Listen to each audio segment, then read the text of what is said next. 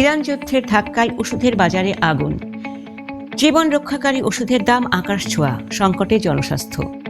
আসসালামু আলাইকুম। বিশ্ব রাজনীতির মোড়লরা যখন ক্ষমতার লড়াইয়ে ব্যস্ত, তখন তার চরম মূল্য দিতে হচ্ছে সাধারণ মানুষকে। ইরান আর আমেরিকার এই রক্তক্ষয়ী সংঘাতের আঁচ এখন গিয়ে লেগেছে সাধারণ মানুষের ডিসপেন্সারিতে। আল জাজিরার এক চাঞ্চল্যকর রিপোর্টে দেখা যাচ্ছে, বিশ্বজুড়ে জীবন রক্ষাকারী ওষুধের দাম 300% পর্যন্ত বেড়ে গেছে। ইনসুলিন থেকে শুরু করে হার্টের ওষুধ, এমনকি গর্ভনিরোধক উপকরণের দামও এখন হাতের নাগালের বাইরে। আজ আমরা দেখব কিভাবে ট্রাম্পের অবরোধ আর ইরান যুদ্ধ আপনার ও আমার চিকিৎসার খরচকে পাহাড় সম করে তুলছে। ভিডিওটি শেষ পর্যন্ত দেখুন, কারণ এই সংকটের নেপথ্যের কারণ জানলে আপনিও আতঙ্কিত হবেন। আল জাজিরার বিশ্লেষণ অনুযায়ী ইরান যুদ্ধের ফলে হরমুজ প্রণালী অবরুদ্ধ হওয়ায় বৈশ্বিক লজিস্টিক ব্যবস্থা ভেঙে পড়েছে।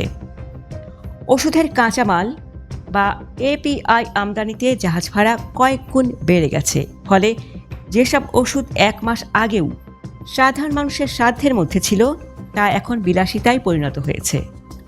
উন্নয়নশীল দেশগুলোতে বিশেষ করে ক্যান্সার, কিডনি ও ডায়াবেটিসের ওষুধের সরবরাহ ব্যবস্থা প্রায় স্থবির।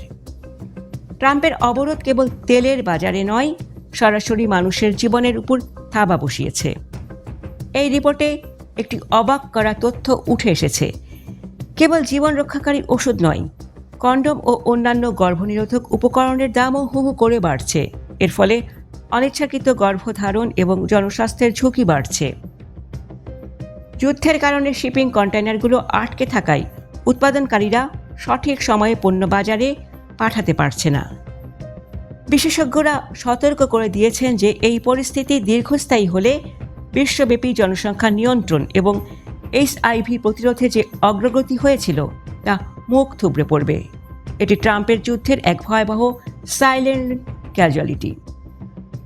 ডোনাল্ড ট্রাম্প যখন ইরানকে অর্থনৈতিকভাবে পঙ্গু করার কথা বলছেন, তখন তিনি কি একবারও ভেবেছেন সাধারণ রোগীদের কথা? আন্তর্জাতিক বাজারে ওষুধের কাঁচামালের দাম বাড়ার ফলে স্থানীয় ফার্মাসিউটিক্যাল কোম্পানিগুলো উৎপাদন বন্ধ রাখতে বাধ্য হচ্ছে।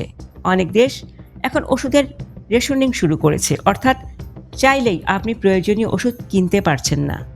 যুদ্ধের কারণে ব্যাংক ট্রানজ্যাকশন বা এলসি খোলা কঠিন হয়ে পড়ায় চিকিৎসা সরঞ্জামের আমদানিতে ধস নেমেছে।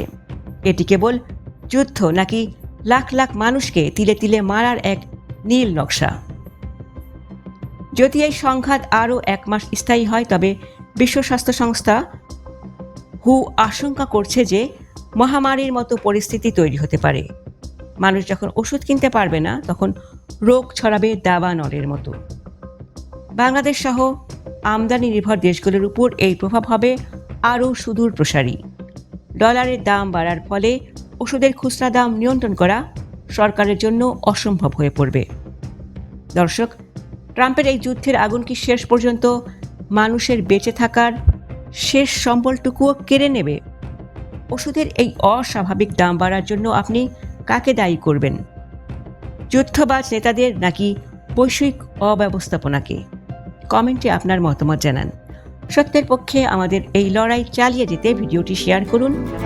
আমাদের সাথে থাকার জন্য ধন্যবাদ।